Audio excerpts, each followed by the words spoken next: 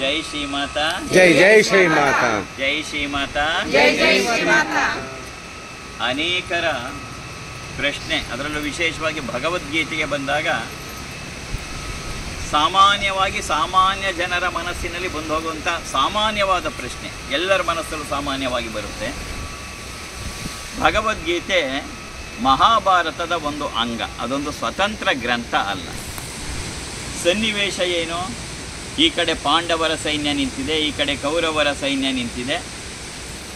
ರಥದಲ್ಲಿ ಕಪಿಧ್ವಜ ಇರುವ ರಥದಲ್ಲಿ ಶ್ರೀಕೃಷ್ಣ ಸಾರಥಿಯಾಗಿದ್ದಾನೆ, ಅರ್ಜುನ ರಥಿಯಾಗಿ ಬರ್ತಾ ಇದ್ದಾನೆ. ಬಂದು ನಿಂತಾಗ ಶಂಖನಾದಗಳು, ಬೇರಿ ಜಾಗಟೆಗಳೆಲ್ಲ ಮೊಳಗ್ತಾ ಇದೆ ಎರಡೂ ಕಡೆಯಲ್ಲಿ. ಅಂದರೆ ಯುದ್ಧ ಪ್ರಾರಂಭವಾಗುವ ಎಲ್ಲ ಲಕ್ಷಣಗಳು ಆಗಲೇ ಕಾಣಿಸ್ತಾ ಇದೆ. ಆ ಸೇನಾಧಿಪತಿಗಳ ಒಂದು ಮಾತಿಗಾಗಿ ಕಾಯ್ತಾ ಇದ್ದಾರೆ. ಯಾವಾಗ ಸೇನಾಧಿಪತಿಗಳು, ಈ ಕಡೆ ಕೌರವರ ಕಡೆಯಲ್ಲಿ ಭೀಷ್ಮ ಪಿತಾಮಹರು, ಈ ಕಡೆಯಲ್ಲಿ ಭೀಮ, ಹಾಗಾಗಿ ಕಾಯ್ತಾ ಇದ್ದಾರೆ. ಆಕ್ರಮಣನು ಒಂದೇ ಒಂದು ಘೋಷಣೆ ಆ ಸೇನಾಧಿಪತಿಯಿಂದ ಬಂದ ತಕ್ಷಣ ಅನೇಕ ತಲೆಗಳು ಉರುಳೋಗುತ್ತೆ. ಅಂಥ ಕ್ಲಿಷ್ಟವಾದ ಸನ್ನಿವೇಶನ ಅಲ್ಲಿ ನಿರ್ಮಾಣ ಆಗಿದೆ. ಅದು ಏನು? ಅಕ್ಷೋಹಿಣಿಗಳ ಸೈನ್ಯ ಅಲ್ಲಿ ನಿಂತಿದೆ. ಎಲ್ಲ ಸೈನ್ಯವೂ ಇದೆ. ಆನೆಗಳು, ಕಾಲಾಳುಗಳು, ರಥಿಗಳು, ರಥಗಳು, ಕುದುರೆಗಳು, ಎಲ್ಲ ರೀತಿಯಲ್ಲಿ ಭರ್ಜಿ, ಕತ್ತಿ ಎಲ್ಲವನ್ನು ಹಿಡ್ಕೊಂಡು ನಿಂತಿರ್ತಕ್ಕಂಥವ್ರು ಎಲ್ಲರೂ ಕೂಡ ಇದ್ದಾರೆ. ಇಂತಹ ಸನ್ನಿವೇಶದಲ್ಲಿ ಶ್ರೀಕೃಷ್ಣನನ್ನು ಕೇಳ್ತಾನೆ ಅರ್ಜುನ, ಹೇ ಕೃಷ್ಣ, ಎರಡೂ ಕಡೆಯವರು ಯಾರಿದ್ದಾರೆ ಅವರನ್ನು ನಾನು ನೋಡಬೇಕು. ಯಾರು ಧರ್ಮಕ್ಕಾಗಿ ನಿಂತಿದ್ದಾರೆ, ಯಾರು ನಮ್ಮನ್ನು ನಾಶ ಮಾಡಬೇಕು ಅಂತ ನಮ್ಮ ಪ್ರಿಯವಾದವರು ಕೂಡ ಇದ್ದಾರೆ. ಅದಕ್ಕೋಸ್ಕರ ನೀನು ಕರ್ಕೊಂಡು ಹೋಗು, ನಿಲ್ಲಿಸು ಎರಡು ಉಭಯದ ಸೈನ್ಯಗಳ ಮಧ್ಯದಲ್ಲಿದ್ದಾಗ ಶ್ರೀಕೃಷ್ಣ ಪರಮಾತ್ಮ ರಥವನ್ನು ತಗೊಂಬಂದು ಎರಡೂ ಸೈನ್ಯಗಳ ಮಧ್ಯದಲ್ಲಿ ನಿಲ್ಲಿಸ್ತಾನೆ. ಈ ಎರಡೂ ಸೈನ್ಯಗಳ ಮಧ್ಯದಲ್ಲಿ ರಥವನ್ನು ನಿಲ್ಲಿಸಿದಾಗ ಅರ್ಜುನ ಎರಡೂ ಕಡೆ ನೋಡ್ತಾನೆ. ಕೌರವರ ಕಡೆ ನೋಡಿದಾಗ ಯಾರಿದ್ದಾರೆ? ಎಲ್ಲ ತನ್ನ ಸೋದರ ಮಾವಂದರು, ಅಣ್ಣಂದರು, ಮಕ್ಕಳು, ಗುರುವರಿಯರು, ದ್ರೋಣಾಚಾರ್ಯರು, ಕೃಪಾಚಾರ್ಯರು, ಎತ್ತಿ ಆಡಿಸಿದ ಭೀಷ್ಮ ಪಿತಾಮಹರು, ಸೋದರ ಮಾವ, ಇವರನ್ನೆಲ್ಲ ನೋಡಿ ಅವನ ಕೈ ಕಾಲು ನಡುಗತ್ತೆ. ಇಲ್ಲ, ನಾನಿನ್ನು ಇವರನ್ನೆಲ್ಲ ಕೊಲ್ಲಕ್ಕಾಗಲ್ಲ, ನಾನಿವರನ್ನೆಲ್ಲ ಸಂಹಾರ ಮಾಡಿ ಪಡಿಬೇಕಾದ್ದೇನೂ ಇಲ್ಲ ಅಂಥೇಳಿ ತನ್ನ ಬಿಲ್ಲು ಬಾಣಗಳನ್ನೆಲ್ಲ ರಥದ ಮೇಲಿಟ್ಟು ಹೋಗಿ ರಥದ ಹಿಂಭಾಗದಲ್ಲಿ ಕೂತ್ಕೊಂಡ್ಬಿಡ್ತಾನೆ. ಶೋಕತಪ್ತನಾಗಿ ಕೂತ್ಕೊತಾನೆ ಅರ್ಜುನ. ಆ ಸಮಯದಲ್ಲಿ ಕೃಷ್ಣ ಭಗವದ್ಗೀತೆಯನ್ನು ಬೋಧಿಸ್ತಾ 700 ಶ್ಲೋಕಗಳ ಭಗವದ್ಗೀತೆ. ನಾನು ಭಗವದ್ಗೀತೆ ಏನು ಹೇಳ್ತು ಅನ್ನೋದು ಹೇಳಕೊಟ್ಟಿಲ್ಲ.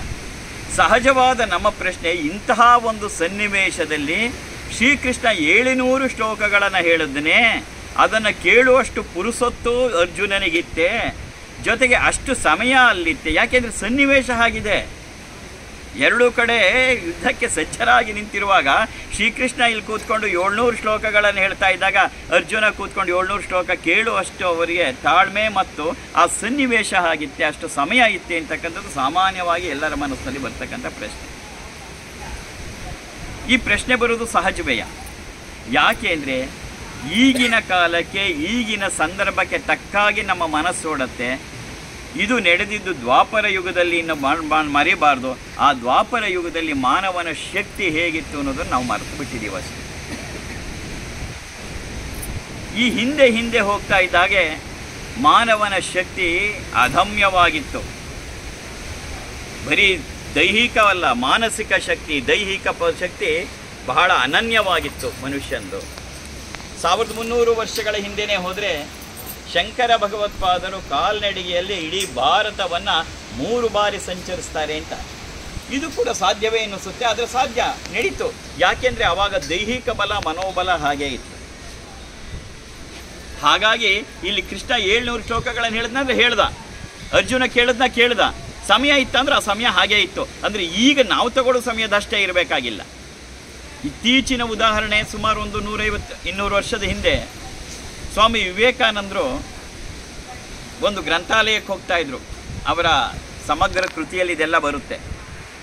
ಅವರು ಹೋಗ್ಬಿಟ್ಟು ಒಂದೊಂದು ದಪ್ಪ ಪುಸ್ತಕನ ತಗೊಳ್ಳೋರು. ಒಂದು ದಿನ ಅಥವಾ ಮಾರನೇ ದಿನ ಆ ಪುಸ್ತಕನ ವಾಪಸ್ ಕೊಡ್ತಾಯಿದ್ರು, ಮತ್ತು ಇನ್ನೊಂದು ಪುಸ್ತಕ ತರ್ತಿದ್ರು. ಅಲ್ಲಿಯ ಗ್ರಂಥಪಾಲಕ ಲೈಬ್ರರಿಯನ್ಗೆ ಅನ್ನಿಸ್ತಾ ಇತ್ತು, ಏನಿವರು ಇಷ್ಟು ದಪ್ಪ ಪುಸ್ತಕ ತಗೊಂಡು ಹೋಗ್ತಾರೆ, ಏನಿದೆಲ್ಲ ಓದೋಕ್ಕಾಗತ್ತೆ, ಇವ್ರೇನು ಬರೀ ಆಟ ಆಡ್ತಿದ್ದಾರಾ? ನಮಗೀಗೆಲ್ಲ ಹೇಗೆ ಭಗವದ್ಗೀತೆ ಬಗ್ಗೆ 700 ಕೇಳಿದ್ನಾ ಅಂತ ಅನಿಸುತ್ತೆ. ಹಾಗೆ ಆ ಗ್ರಂಥಪಾಲಕ ಲೈಬ್ರರಿಯನ್ಗೂ ಅನ್ನಿಸ್ತು. ಅವನು ಕೇಳ್ತಾನೆ ಒಂದು ಪುಸ್ತಕ ವಾಪಸ್ ಕೊಡೋಕೆ ಹೋದಾಗ, ನೀವಿಲ್ಲ ಇದನ್ನು ಓದಿದ್ರಾ ಅಂತ. ಹೌದು, ಓದಿದ್ದೀನಿ, ನೀವೇನು ಬೇಕಾದ್ರೂ ಕೇಳಿ ಅಂತಾರೆ. ಅವರು ಯಾವ ಪೇಜನ್ನು 738 ಪುಟ ಅಂದರೆ 738ನೇ ಪುಟದಲ್ಲಿ ಏನಿತ್ತು ಎಲ್ಲವನ್ನ ವಿವೇಕಾನಂದ ಹೇಳ್ತಾ ಇರ್ತಾರೆ. 821 ಪುಟ ತೆಗಿರಿ, ಆ ಪುಟದಲ್ಲಿ ಏನಿತ್ತು ಹೇಳ್ತಾ ಇದ್ದೆ. ಅಂದರೆ ಮನುಷ್ಯನಿಗೆ ಇದೆಲ್ಲ ನಡೆದಿದ್ದು ಯಾವಾಗ? 250-300 ವರ್ಷಗಳ ಒಳಗಡೆನೇ ವಿವೇಕಾನಂದರದ್ದೆಲ್ಲ ನಾವು ನೋಡೋದು. ಈ ಸಮಯದಲ್ಲೇ ಮನುಷ್ಯನ ಗ್ರಹಣ ಶಕ್ತಿ ಅಷ್ಟಿರಬೇಕಾದ್ರೆ, ಇನ್ನು ದ್ವಾಪರದಲ್ಲಿ ಶ್ರೀಕೃಷ್ಣ ಹೇಳಿದ್ದಾಗಲಿ ಅರ್ಜುನ ಏನು ಸಾಮಾನ್ಯದವನಲ್ಲ, ಅವನ ಗ್ರಹಣ ಶಕ್ತಿ ಕಡಿಮೆ ಇತ್ತು ಅಂತ ನೀನು ಊಹಿಸೋಕ್ಕಾಗಲ್ಲ. ಅದರ ಅರ್ಥ ಇಷ್ಟೇ, ಇದೆಲ್ಲವೂ ನಡೆದಿದ್ದು ನಿಜ. ಕೃಷ್ಣ 700 ಶ್ಲೋಕಗಳನ್ನು ಕೃಷ್ಣ ಯಾಕೆ ಮಾತು ಹೇಳ್ತಿದ್ದೀನಿ ಅಂದರೆ, ಅನೇಕ ವಿದ್ವಾಂಸರು ಕೂಡ ಇದು ವ್ಯಾಸರು ರಚಿತವಾದದ್ದು ಅಂತ ಹೇಳ್ತಾರೆ. ವ್ಯಾಸರು ರಚನೆ ಮಾಡಿದ್ದಲ್ಲ ಭಗವದ್ಗೀತೆನ, ಕೃಷ್ಣ ಹೇಳಿದ್ದನ್ನು ವ್ಯಾಸರು ನಮೂದು ಮಾಡಿದ್ರೆ ಹೊರತು ಇದು ವ್ಯಾಸರ ಬುದ್ಧಿವಂತಿಕೆ ಅಲ್ಲ, ಕೃಷ್ಣನೇ ಸ್ವತಃ ಹೇಳಿದ್ದಿದ್ದನ್ನು. ಅಂದರೆ ಆ ಕಾಲಘಟ್ಟದಲ್ಲಿ ಆ ಹೇಳುವ ವೇಗ, ಆ ಹೇಳುವ ಶಕ್ತಿ, ಕೇಳುವ ಗ್ರಹಿಸುವ ಶಕ್ತಿ ಆ ಮಟ್ಟದಲ್ಲಿತ್ತು.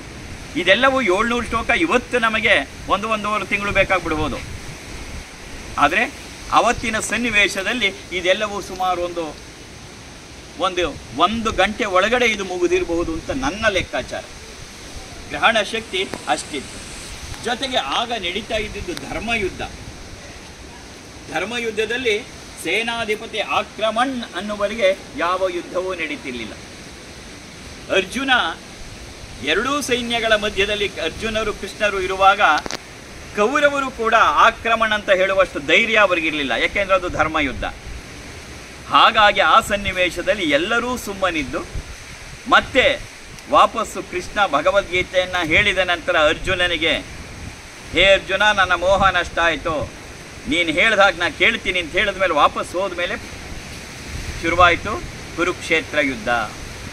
ಅಂದ್ರೆ ಅರ್ಥ, ಅವತ್ತಿನ ಗ್ರಹಣ ಶಕ್ತಿ, ಅವತ್ತಿನ ಹೇಳುವ ವೇಗ, ಆ ಹೇಳುವ ಶಕ್ತಿ, ಇದೆಲ್ಲ ಕೂಡ ಅವತ್ತಿಗೆ ಅಷ್ಟೇ ಸತ್ಯವಾಗಿತ್ತು. ಇವತ್ತು ನಮಗೆ ಆ ಶಕ್ತಿ ಇಲ್ಲ ಅಂಥೇಳಿ ಅದು ನಡೆದೇ ಇಲ್ಲ, ಹೇಗೆ ನಡೆಯೋಕ್ಕೆ ಸಾಧ್ಯ ಅಂದ್ಬಿಟ್ರೆ ಹೇಗೆ? ನಾನು ಚಿಕ್ಕ ಹುಡುಗ ಆಗಿದ್ದಾಗ, ಸುಮಾರು ಒಂದು 40-45 ವರ್ಷಕ್ಕೆ ಹಿಂದೆ ಹೋದಾಗ, ಹೊಳೆ ನರಸೀಪುರ ನಮ್ಮೂರು, ಎಲೆ ಚಾಗಳ್ಳಿ ಅಂತ ನಮ್ಮೂರಿಂದ ಒಂದು 8 ಮೈಲಿ, ಸುಮಾರು 12-13 ಕಿಲೋಮೀಟ್ರ್ ದೂರದಲ್ಲಿತ್ತು. ಅಲ್ಲಿ ಅನೇಕ ಸಂಕೇತಿಗಳ ಮನೆಗಳಿತ್ತು. ಸೋಮವಾರದ ಸಂತೆ ಹೇಗೆ ಬರ್ತಿದ್ರು ಅವರು, ತಲೆ ಮೇಲೆ ಒಂದು ಎಲೆ ಪಿಂಡಿ, ಸುಮಾರು ಒಂದು 15-20 kg ಎಲೆ ಇರ್ತಾಯಿತ್ತು, ಕೈಯಲ್ಲಿ 2 ಬಾಳೆಗೊನೆ ಹಿಡ್ಕೊಂಡು ನೆಡ್ಕೊಂಡು ಬರ್ತಾಯಿದ್ರು ಸಂತೆಗೆ. 10-12 ಕಿಲೋಮೀಟ್ರು, 8 ಮೈಲು ನೆಡ್ಕೊಂಡು ಆರಾಮಾಗಿ ನೆಡ್ಕೊಂಬಂದು ವ್ಯಾಪಾರ ಮಾಡ್ಕೊಂಡು ಹೋಗ್ತಿದ್ರು. ಇವತ್ತು ಯಾರಿಗಾರು ಆಗತ್ತೆ ಹಾಗಾರದು? ಹಾಗಂತಂದರೆ ಅವತ್ತವರು ಮಾಡಿದ್ದು ಸುಳ್ಳು ಅಂತಂದು ಬಿಟ್ಟರೆ ಶಕ್ತಿ ಹಾಗೆ ಕುಂದುತ್ತಾ ಬರ್ತಿದೆ. ಮಾನವನ ಶಕ್ತಿ ದಿನಕ್ಕೆ ದಿನಕ್ಕೆ ದಿನಕ್ಕೆ ಕುಂದುತ್ತಾ ಬರ್ತಾ ಇದೆ.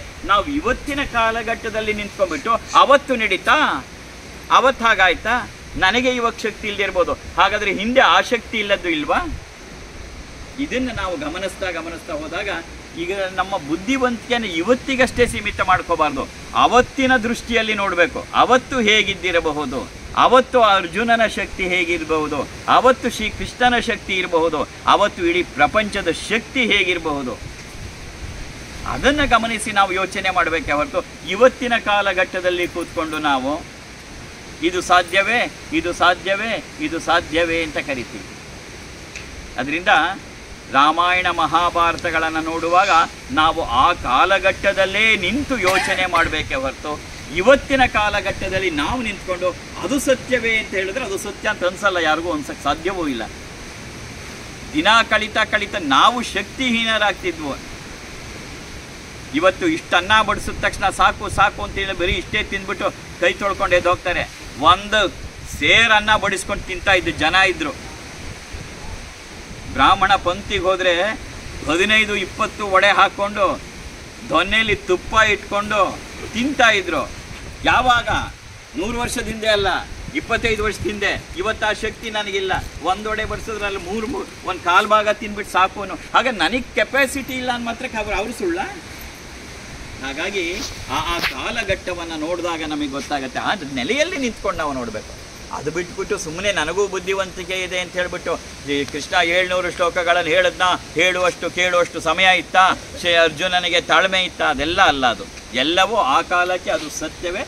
ಆಗ ಶ್ರೀಕೃಷ್ಣ ಹೇಳಿದ್ದನ್ನೇ ಇವತ್ತು ನಾವು ಕೇಳ್ತಾ ಇರೋದು. ಶ್ರೀಕೃಷ್ಣ ನಮಗೆ ನೇರವಾಗಿ ಹೇಳಲಿಲ್ಲ.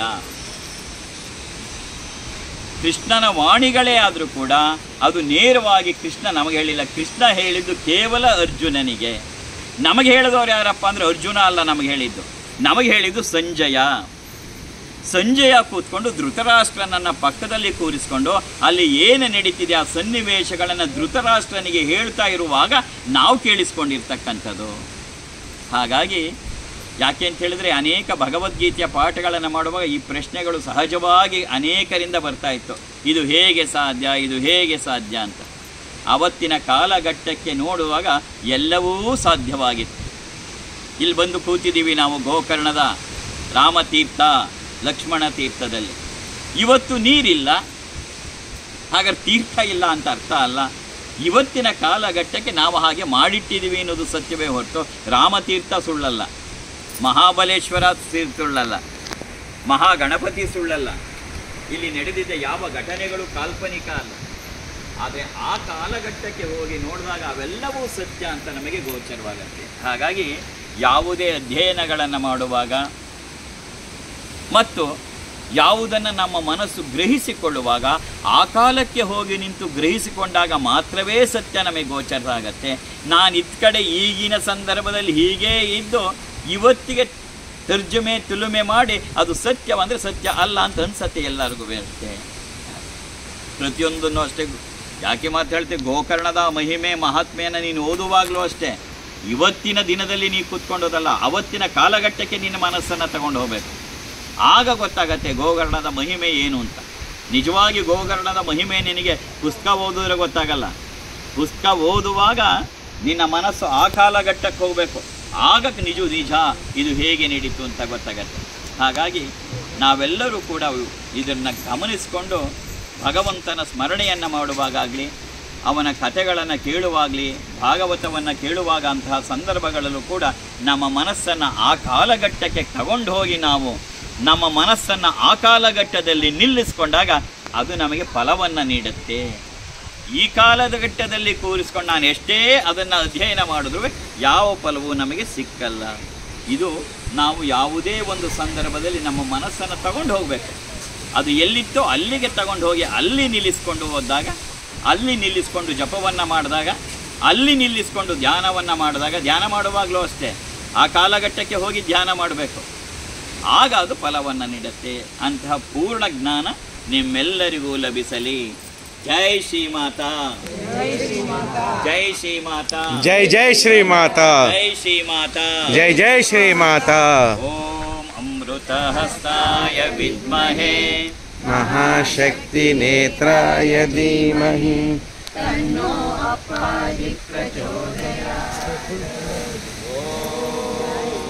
ಸುವರ್ಣವೃಷ್ಟಿಂ ಕುರು ಮೇ ಗೃಹೇಶಿ, ಧಾನ್ಯವೃತ್ತಿಂ ಕುರು ಮೇ ಗೃಹೇಶಿ, ಕಲ್ಯಾಣವೃತ್ತಿಂ ಕುರು ಮೇ ಗೃಹೇಶಿ, ವಿಭೂತಿವೃತ್ತಿಂ ಕುರು ಮೇ ಗೃಹೇಶಿ, ಸುವರ್ಣವೃಷ್ಟಿಂ ಕುರು ಮೇ ಗೃಹೇಶಿ, ಸುಧಾನ್ಯವೃತ್ತಿಂ ಕುರು ಮೇ ಗೃಹೇಶಿ, ಕಲ್ಯಾಣವೃತ್ತಿಂ ಕುರು ಮೇ ಗೃಹೇಶಿ, ವಿಭೂತಿವೃತ್ತಿಂ ಕುರು ಮೇ ಗೃಹೇಶಿ. ಅಮ್ಮ ಸುವರ್ಣವೃಷ್ಟಿಂ ಕುರು ಮೇ ಗೃಹೇಶಿ, ಸುಧಾನ್ಯವೃತ್ತಿಂ ಕುರು ಮೇ ಗೃಹೇಶಿ, ಕಲ್ಯಾಣವೃತ್ತಿಂ ಕುರು ಮೇ ಗೃಹೇಶಿ, ವಿಭೂತಿವೃತ್ತಿಂ ಕುರು ಮೇ ಗೃಹೇಶಿ.